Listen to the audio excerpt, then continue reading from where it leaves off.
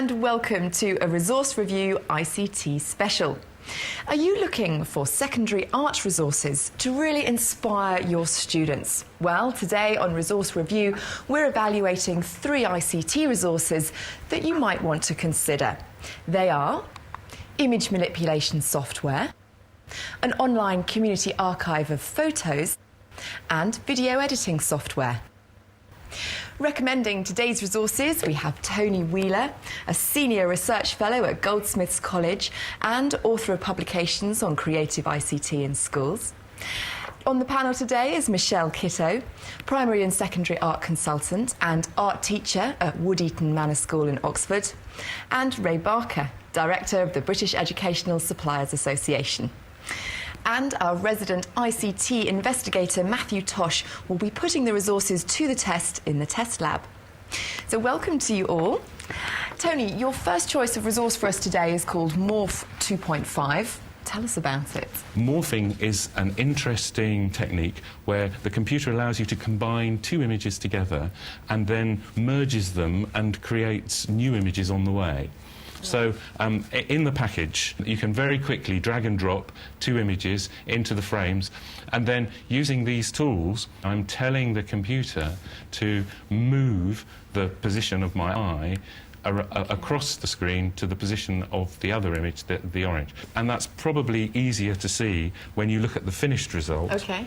You can see that my eyes are morphing, and I've told the program to move the image across the... Absolutely.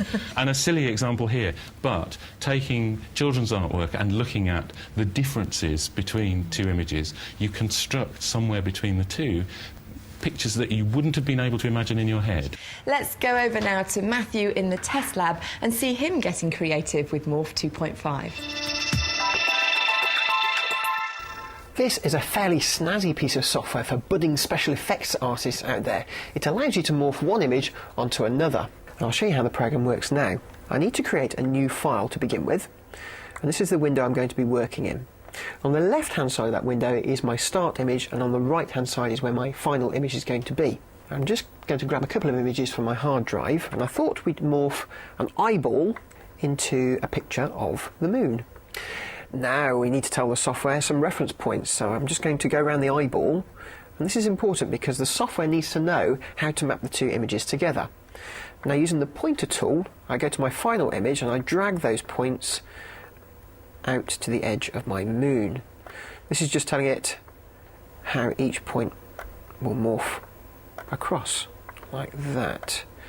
Well, that's my points mapped. Let's give it a go. And you can see it doing it frame by frame. It's actually doing the morphing as it saves the video. It's saved as an AVI file, so you can play it back in most media players. So we can just have a very quick look at our finished product. There we are. There's hours of fun to be had with this software, especially if you've got a creative mind. And on that note, I'm going to leave you with one final morph.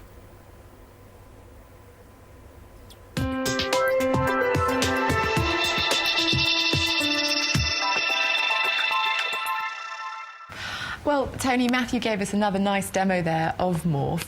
He said it looked like hours of fun. Now, is hours of fun really appropriate for teaching secondary art? It's good for me. I think art ought to be fun and exciting. The truth is, once teachers have got the hang of what the programme does, they can begin to think about ways to structure more formal activities. For example, you could imagine a portfolio of work that a child might create and morph their pieces into one another to provide a more exciting digital portfolio of their artwork, perhaps. All right, nice idea.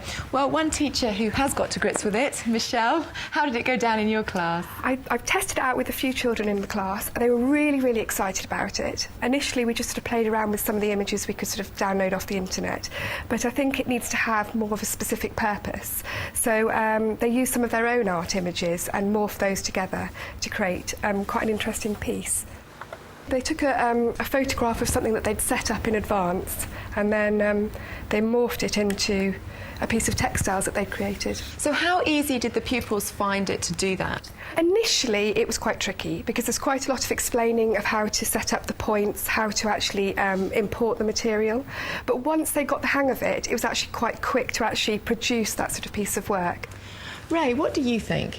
the basic, concept of it, as Tony said, is it must enable you to do something that you can't do not using ICT. And it's perfect, isn't it? Because that whole idea of just getting two images and creating something completely new. You can't do that You just any other can't way. do it any other way. And it should enhance the learning experience. And, I think we've heard that as well. It is something new and different. Well, there you go, Tony. We're out of time on that one, but a very positive review from Michelle and Ray.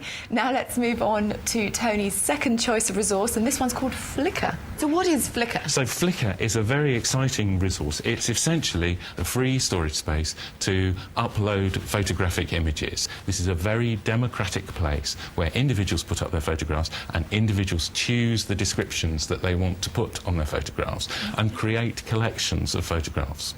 Okay. What have we got on the screen so here? what we've got on the screen here is a collection of images that have been uploaded by someone called .x3. The quality of the images in there are absolutely fantastic and are incomparable to the quality of the image that you might get on a search in Google. OK, well, let's go back to Matthew for a bit of a more in-depth look at Flickr.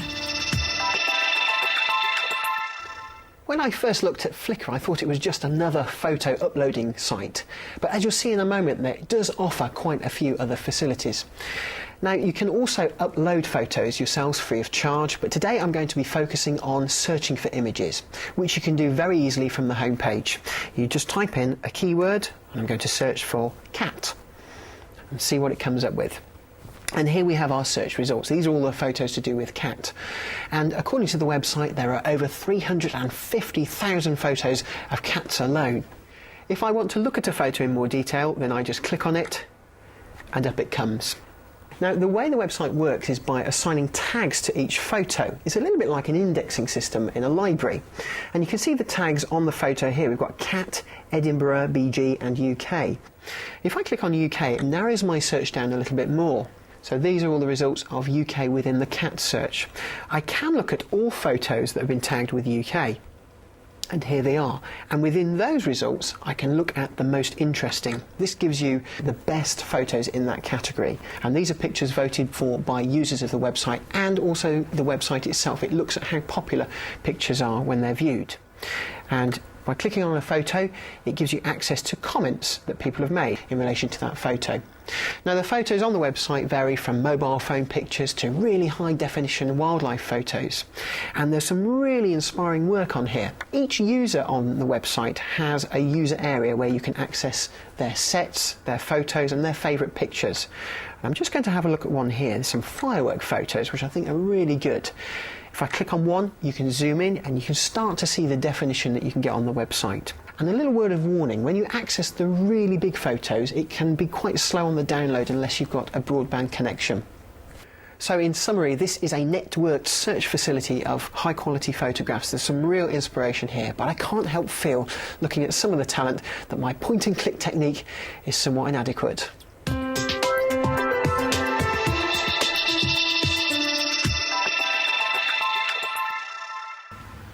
So, Tony, Flickr seems like a vast resource, but is there a danger that students will come across inappropriate imagery if this is just freely available to anyone to put pictures on it? You're quite right. It's a public space, and as a teacher, I guess you have a responsibility to make sure that children are exploring in a sensible and reasonable way. OK.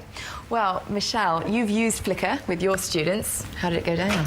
Oh, they really, really enjoyed it. They found it so much more liberating than sort of other search engines. They found it really good for starting points for project work. So for doing the sort of research into a theme, such as totem poles or surface textures we've got here. And one of the features they really liked was this view as a slideshow section. We used it as a starting point for a project by which they could get some images to do some research, and they could then take those back into the art room and either use them to sort of make a collage or to paint from them, or just to get some ideas of patterns or mark making. But we don't want to use them as an end result because they're not the pupil's work. Ray, what do you think of Flickr? Great resource for that collection, making a community, I think. I did notice on the bottom of the screen those magic words Creative Commons, and I think that one big issue about any photo library like this is its use outside of the school, and you bring in the nasty word copyright at this point, there's an assumption by a lot of people that anything you find on the web is free. It belongs to somebody, actually. It's their copyright, it's their intellectual property. The nice thing about Flickr is that it points you to those issues, and Ray mentions Creative Commons. Creative Commons is a fantastic website to go to, which lays out some very simple rules for choosing how you grant license. Yes. If you have an account where you've put your photographs up, grant license to other people to use it for non-commercial purposes, or what they need to do if they want to. OK, well now let's move on to Tony's third choice of resource. Tony, this is iMovie. Could be familiar to some, but tell me about how you recommend it as a resource for teachers. OK, iMovie is a video editing tool. It works on Macintosh computers. The beauty of iMovie is how simple and easy it is to use. So in the context of secondary art, introducing the notion of time and audio as media for children to incorporate into their artwork is really quite exciting. Essentially what happens is you plug your digital camcorder into your Macintosh computer, iMovie recognises that you've done that, and it sucks all your clips out and it puts them in this box at the side here on the right-hand side. What's really easy and exciting is that you can then choose the clips that you want once you've reviewed them and drop them down onto your storyboard down here and begin to create the narrative, the storyline of your story. And then, when you play these clips, they bind together. Probably the most exciting aspect of the programme in its current form are the video effects that you can simply drag and drop and apply to your clips. You can then see a preview of the effect instantly applied to your clip. Well, Michelle, you're nodding there. What do you think of this? It's really, really good. The children don't even need to be told how to use it. They can work this out so quickly, and before you know it, they've produced little movies with rolling credits and music. One issue is that this is iMovie for Macs. How many schools are using Macs?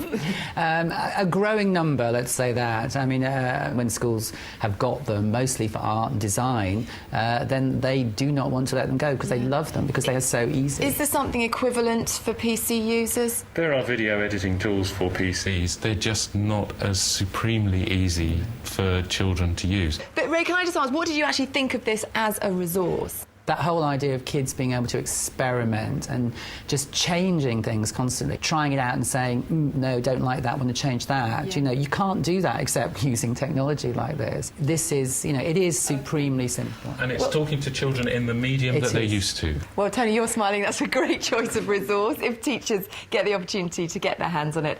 Well, just to recap, the three resources that we looked at were Morph 2.5 morphing software, part of HyperStudio, available from Tag Learning UK. Flickr image sharing tool from flickr.com. And iMovie video editing from Apple Computers, Inc. For more information about the resources featured today, go to our website. It's teachers.tv/resource review, or email us, resourcereview@teachers.tv. A big thank you to the panel, to Tony, to Michelle and to Ray. Thank you for joining us. See you next time on Resource Review. Bye-bye.